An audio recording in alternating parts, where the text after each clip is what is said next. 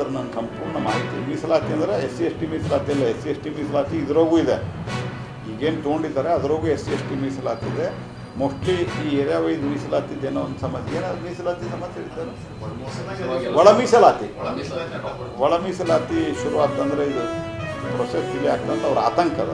ಅದ್ರ ಬಗ್ಗೆ ನಂದೇನು ಒಪಿನಿಯನ್ ಇಲ್ಲ. ಅದನ್ನು ನಾನು ಹೇಳಿದ್ದು ಆಲ್ರೆಡಿ ಇವ್ರು ಡ್ಯೂ ಪ್ರೊಸೆಸ್ದೊಳಗೆ ಸೆಲೆಕ್ಟ್ ಆಗ್ಯಾರ.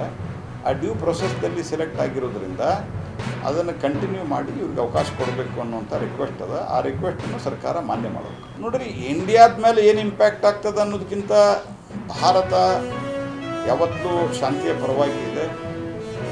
ಅದಕ್ಕೆ ತಕ್ಕಂತೆ ನಮ್ಮ ವಿದೇಶ ಮಂತ್ರಾಲಯ ಏನು ಹೇಳಿಕೆ ಕೊಟ್ಟದ ಅದರ ಬಗ್ಗೆ ನಾನು ಹೆಚ್ಚಿಂದೇನು ಹೇಳುವಂಥದ್ದಿಲ್ಲ. ಯಾಕಂದರೆ it is a larger subject related to